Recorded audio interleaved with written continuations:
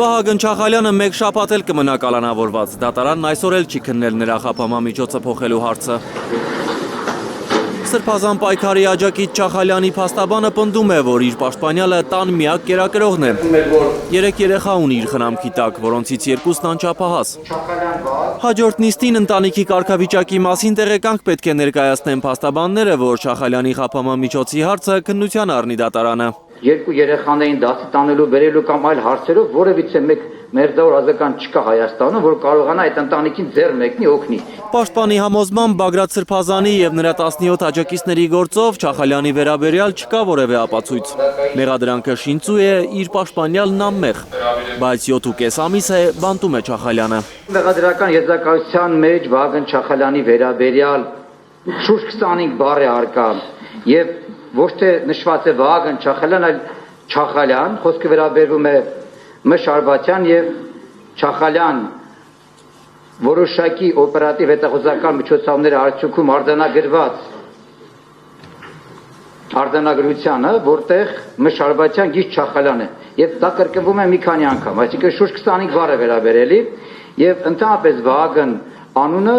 չի հնչում։ Դատարանը դեռ անցած տարի նոյեմբերին էր Չախալյանի կալանքը երկարաձգել 3 ամսով, մինչև այս տարվա մարտի 4-ը։ Իդեպ, այս պահին Սրբազան պայքարի գործով 18 մեղադրյալներից միայն 2-ն են կալանավայրում՝ Բագրատ Սրբազանն ու Վահագն Չախալյանը, մյուսների նկատմամբ ընտրվել է այլընտրանքային խափանման միջոց։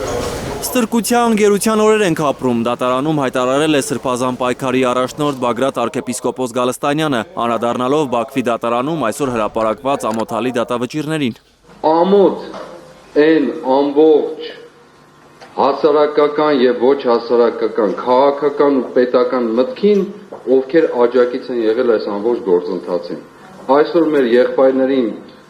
երկարատև տարիների տանջանքից հետո նաեւ ցմա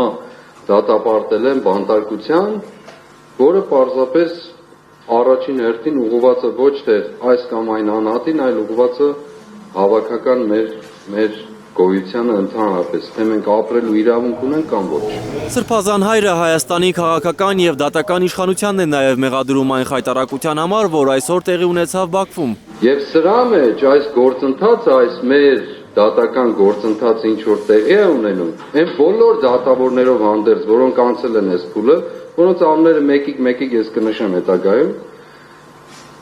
քննիչներով, մեղադրողներով, դատավորներով, հրահանգ տվողներով, Սաուդյան Արաբիայում կամ որտեղ բանդակներ ստացողներով, Եվրոպայի խորհրդարաններում զրպարտողներով, բոլոր այս համակարգով հանդերձ իրենց պարանոցին է դրված այսօրվա Բաքվի բանտում տեղի ունեցած այդ վերդիկտ կոչվածը։ Դատական հաջորդ նիստը փետրվարի 12-ին է։ Էդգար Ղուշչյան, Լանա Համբարձումյան, Միլենա Պողոսյան եւ Արմեն Ապրեսյան, Հայլուր։ Հայաստանում եւ աշխարհում տեղի ունեցող իրադարձությունների մասին առաջինը իմանալու համար բաժանորդագրվեք մեր ալիքին, սեղմեք զանգակը, որ բաց չթողնեք ամենակարևորը, ամենահրատապն ու հետաքրքիրը։